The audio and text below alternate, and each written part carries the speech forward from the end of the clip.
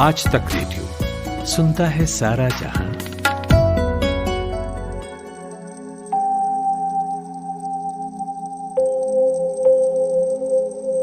5 मई 1818 ये तारीख उस व्यक्ति के जन्म की है जिसने दुनिया के मजदूरों को एक होने का आह्वान किया, जिसने बताया कि परिवर्तन के लिए सार्थक हस्तक्षेप करना आवश्यक है और जिसने सिखाया कि जीवन अकर्मक नहीं सकर्मक क्रियाओं का नाम है। उस व्यक्ति का नाम है कार्ल मार्क्स। नमस्कार, आप सुन रहे हैं आज तक रेडियो।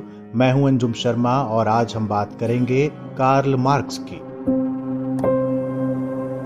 कार्ल मार्क्स कम्युनिस्ट आंदोलन की नींव रखने वाला वो विद्वान जिसने परिवर्तन की प्रक्रिया को सबसे ज्यादा प्रभावित किया। ये मार्क्स के विचारों की ताकत है कि दर्शन, इतिहास, अर्थशास्त्र, साहित्य, समाजशास्त्र, राजनीति शास्त्र यानी अध्ययन की कोई इकाई मार्क्स के संदर्भ के बिना पूरी नहीं होती। मार्क्स का दखल जीवन के हर क्षेत्र में था। उन्होंने सवाल उठाया कि इंसान चाहते हुए भी अपनी पसंद के समाज का निर्माण क्यों नहीं कर पाता। दुनिया की बेहतरी के लिए उन्होंने वैज्ञानिक ढंग से समाज की व्याख्या की। मार्क्स केवल 65 वर्ष तक जीवित रहे, लेकिन उनके विचारों पर उनकी मृत्यु के बाद सबसे ज्यादा विचार किया गया। उनकी बहुत सी रचनाएं उनकी मृत्यु के बाद प्रकाशित हुईं। ऐतिहासिक भौतिकवाद का प्रवर्तन करने वाली उनकी रचना जर्मन आइडियोलॉजी भी मार्क्स के निधन के बाद प्रकाशित हुई थी।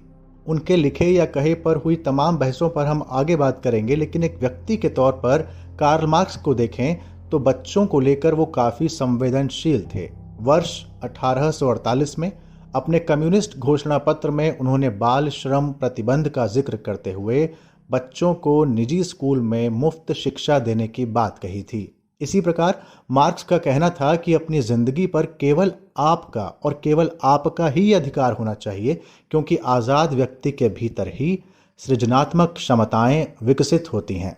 मार्क्स का अधिकांश जीवन किताबों के बीच गुजरा। यूं तो कार्ल मार्क्स ने काफी कुछ लिखा, लेकिन उनकी 2 कृतियों कम्युनिस्ट घोषणा पत्र और दास कैपिटल ने वैश्विक राजनीति और अर्थव्यवस्था पर सबसे ज्यादा प्रभाव डाला।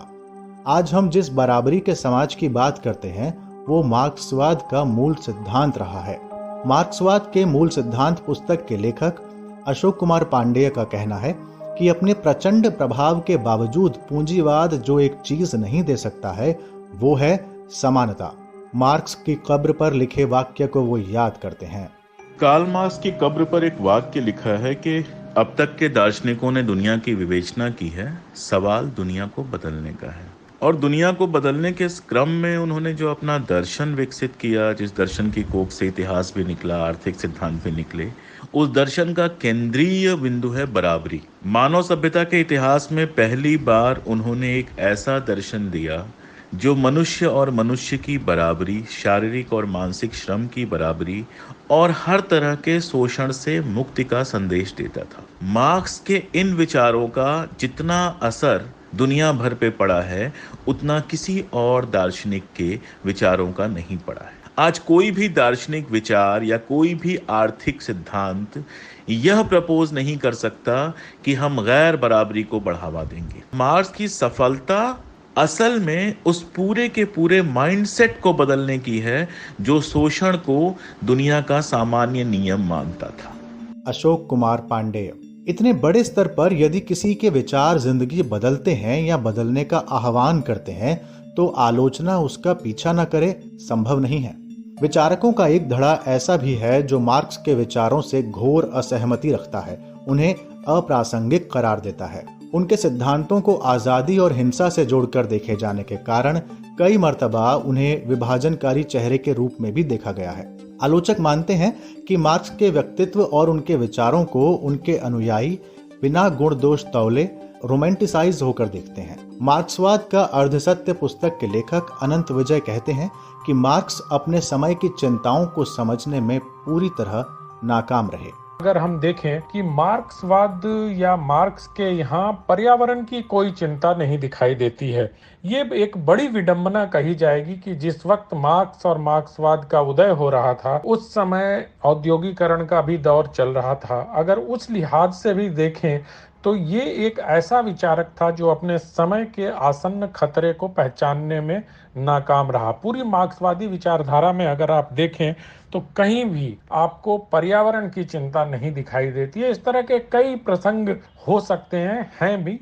तो आज जरूरत इस बात की है कि मार्क्सवाद को एक विचारधारा के तौर पर वस्तुनिष्ठ होकर आकलन किया जा सके। ये थे अनंत विजय।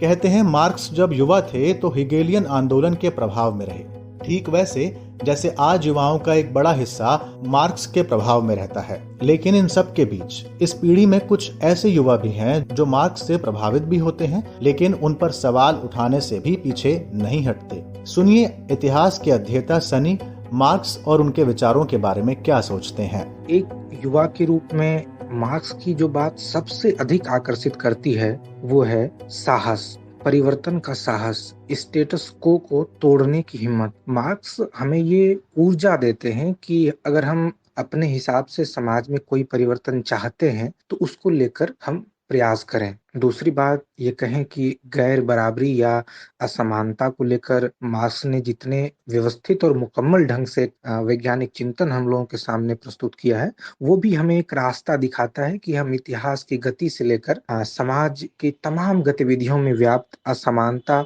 को पहचान सकते हैं। और कुछ ऐसी बातें भी हैं जो एक दुराव, एक अलगाव पैदा करती हैं, जैसे उनका रेडिकलिज्म। दूसरा, वो सीमितता की जिस धारणा को बढ़ावा देते हैं वो आज के युग में संभावनाओं को सीमित करने जैसा है, संभावनाओं का अंत करने जैसा है।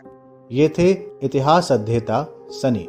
कार्ल मार्क्स जिस परिवर्तन की ओर बार बार इशारा करते हैं वो व्यक्तिगत और सामाजिक दोनों ही रूपों में जीवन के प्रति नजरिया बदलने के लक्ष्य से प्रेरित है। कार्ल मार्क्स का कहना था कि जब आपको अपने मन का काम करने को मिलता है तभी आपका काम आपको खुशी देता है। पिछली 2 सदियों में कई देशों की दिशा और दशा बदली। तमाम तरह के भेदभाव खत्म करने वाले कानून बने, जिन्हें अधिकार हासिल नहीं थे उन्हें हासिल हुए। इन सब के पीछे जो शक्ति काम कर रही थी वो थी संगठित विरोध की शक्ति।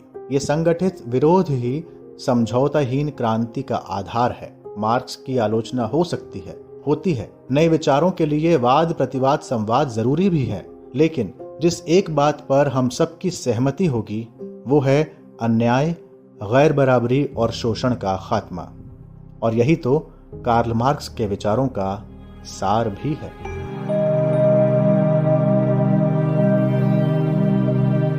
आपको हमारा ये पॉडकास्ट कैसा लगा? आप अपना फीडबैक हमें ईमेल कर सकते हैं। हमारा ईमेल पता है radio@aajtak.com। तब तक के लिए मुझे दीजिए इजाजत। अगली प्रस्तुति के साथ फिर हाजिर होंगे। नमस्कार।